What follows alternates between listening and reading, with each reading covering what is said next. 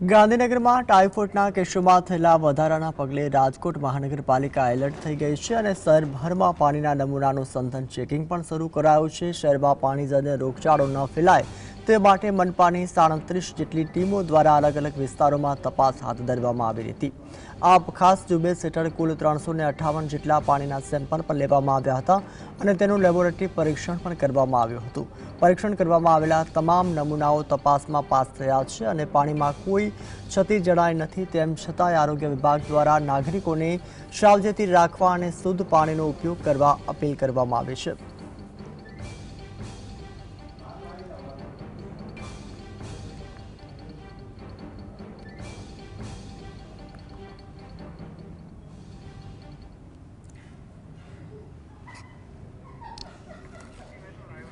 તો વધુ જાણકારી માટે અમારા સંવાદદાતા લકી લાઈવ જોડાયા છે। લકી, જે રીતે રાજકોટમાં પાણીજન્ય રોગચાળો ન ફાટે તેને લઈને 37 જેટલી ટીમો અલગ અલગ સ્થળો પર તપાસ કરી રહી છે, વધુ અપડેટ જણાવશો।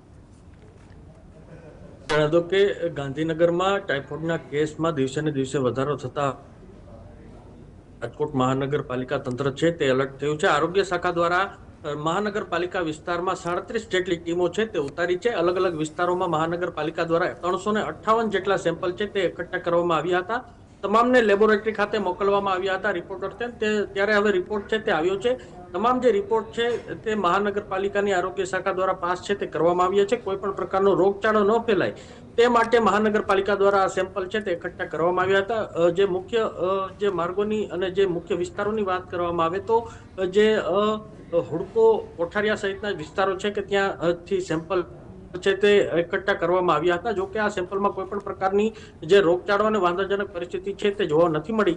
ત્યારે હવે મહાનગરપાલિકા દ્વારા દર મહિને આ પ્રકારનું ચેકિંગ છે તે હાથ ધરવામાં આવતું હોય છે। ત્યારે હવે જે ગાંધીનગરના કેસો સામે આવતા હવે મહાનગરપાલિકા આરોગ્ય શાખા એલર્ટ થઈ છે અને દિવસે ને દિવસે જે સેમ્પલ છે તે એકઠા કરી રહી છે અને લેબોરેટરી ખાતે મોકલી રહી છે। જી, એટલે કે જે રીતે અત્યારે આજે 37 જે ટીમો જે છે અલગ અલગ સ્થળે કરી રહી છે, તપાસ પણ કરી રહી છે, તેમાં તો પરીક્ષણમાં કોઈ શંકાસ્પદ એવા નમૂના નથી આવ્યા, પરંતુ એ હજી બીજા કોઈ સ્થળ એવા હશે કે જ્યાં તપાસ કરવાના બાકી હશે?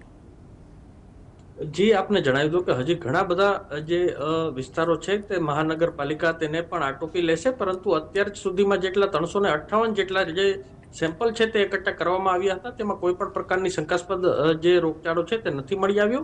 પરંતુ અહીં ગંભીર બાબત એ કહી શકાય કે અગાઉના સમયમાં મહાનગરપાલિકા દ્વારા જ અમુક વિસ્તારોને કોલેરાગ્રસ્ત છે તે જાહેર કરવામાં આવ્યો હતો, જેને લઈને વધુ પડતું ફોકસ છે તે આરોગ્ય શાખા છે તે વિસ્તારોમાં રાખી રહી છે। ત્યાંથી પણ સેમ્પલ છે તે એકઠા કરી રહી છે। તો બીજી તરફ કહી શકાય કે કોઈ પણ પ્રકારના જે રોગચાળો ન ફેલાય તે માટે મહાનગરપાલિકા છે તે તંત્ર કામ કરી રહ્યું છે। જી, આભાર લકે સમગ્ર માહિતી